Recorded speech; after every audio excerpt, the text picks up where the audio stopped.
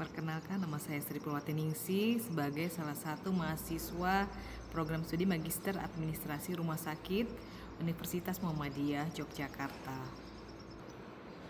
Pada kesempatan ujian akhir semester ini, khususnya pada mata kuliah Manajemen Pelayanan Khusus Rumah Sakit, saya akan mengambil isu yang aktual mengenai optimalisasi penanganan kegawat daruratan pasien dengan resiko bunuh diri di instalasi gawat darurat rumah sakit jiwa.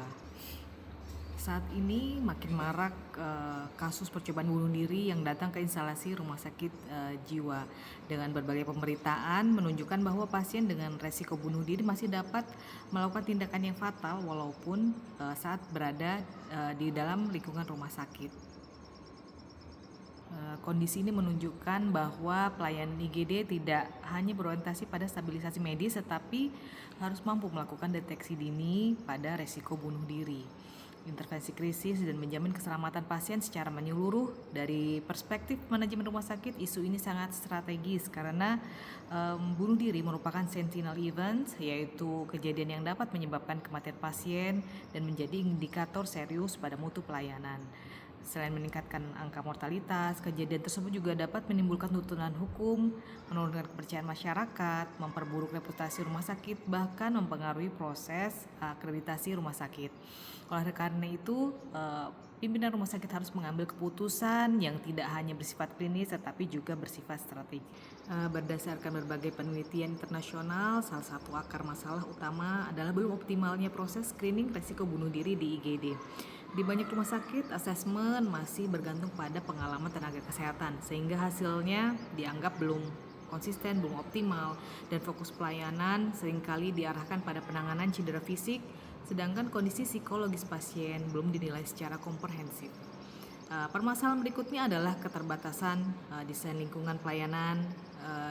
Di ruang IGD belum ada ruangan khusus observasi bunuh diri, sehingga seorang pasien bisa melakukan tindakan yang fatal bahkan ketika masih berada di lingkungan rumah sakit.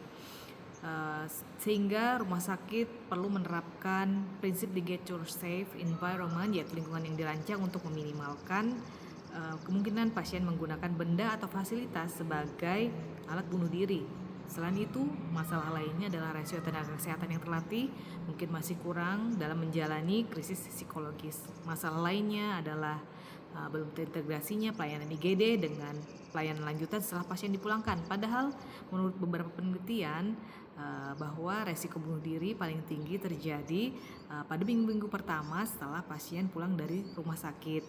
Sehingga jika tidak ada sistem tindak lanjut yang baik, maka peluang percobaan bunuh diri akan berpeluang meningkat secara signifikan. Dampaknya sangat besar dari sisi keselamatan pasien dan risiko kematian pun akan meningkat. Jadi dari sisi mutu pelayanan, rumah sakit menghadapi peningkatan kejadian yang tidak diharapkan atau disebut dengan adverse event. Dari sisi organisasi, rumah sakit dapat mengalami kerugian baik finansial, masalah mediko legal, kemudian masalah kepercayaan masyarakat, dan penurunan citra institusi.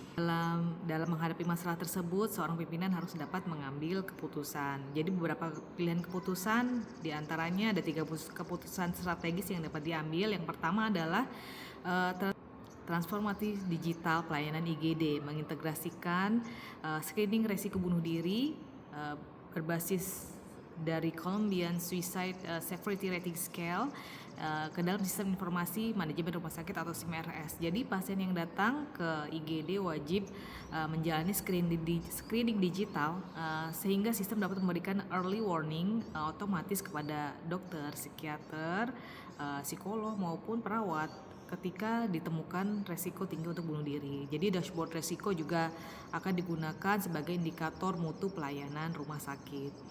Bagaimana dengan keputusan yang kedua? Dengan meredesain infrastruktur IGD yang berbasis keselamatan pasien. Jadi Diharapkan dapat dibangun ruang observasi krisis yang memenuhi standar keamanan pasien resiko bunuh diri atau Ligature Safe Design. Seluruh fasilitas yang berpotensi digunakan pasien sebagai alat bunuh diri akan diminimalkan. Jadi ruangan dirancang lebih tenang, nyaman, menjaga privasi, dan memungkinkan keterlibatan keluarga sebagai bagian dari proses pemulihan. Dan pendekatan ini mencerminkan pelayanan yang inklusif, aman, dan berpusat pada pasien. Kemudian keputusan yang ketiga yaitu pengembangan Suicide Crisis Center. Jadi akan dikembangkan layanan Suicide Crisis Center selama 24 jam yang terintegrasi dengan IGD, layanan rawat inap, puskesmas, serta layanan kesehatan jiwa komunitas. Fungsi unit ini tidak hanya menerima pasien, tetapi juga memberikan konseling krisis, layanan hotline, tindak lanjut pasca pulang atau post discharge follow up, serta edukasi kepada keluarga. Dengan demikian, rumah sakit tidak hanya lagi bersifat pasif tapi berperan secara reaktif dan menjadi pusat pencegahan bunuh diri di tingkat regional. Dan langkah ini juga bisa memberikan value added bagi rumah sakit karena memperluas cakupan layanan sekaligus meningkatkan mutu pelayanan kesehatan jiwa.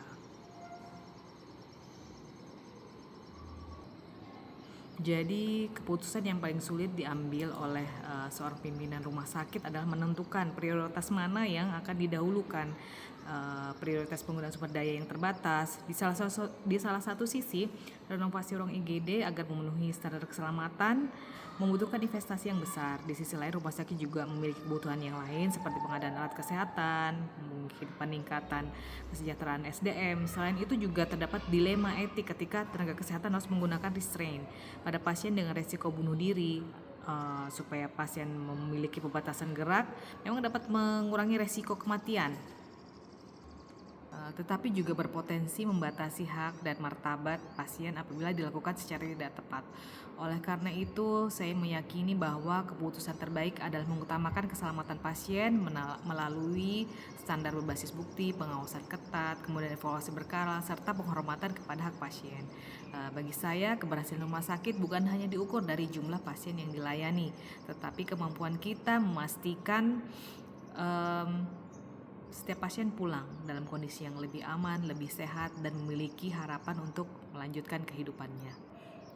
Sebagai pimpinan rumah sakit harus meyakini bahwa pencegahan bunuh diri tidak cukup dilakukan melalui pelayanan secara klinis semata, tapi diperlukan transformasi sistem yang mencakup teknologi, penguatan sumber daya manusia, kemudian infrastruktur yang aman, kolaborasi lintas sektor. Dengan pendekatan tersebut, rumah sakit dapat menjadi garda terdepan dalam melindungi keselamatan pasien sekaligus meningkatkan mutu pelayanan kesehatan jiwa.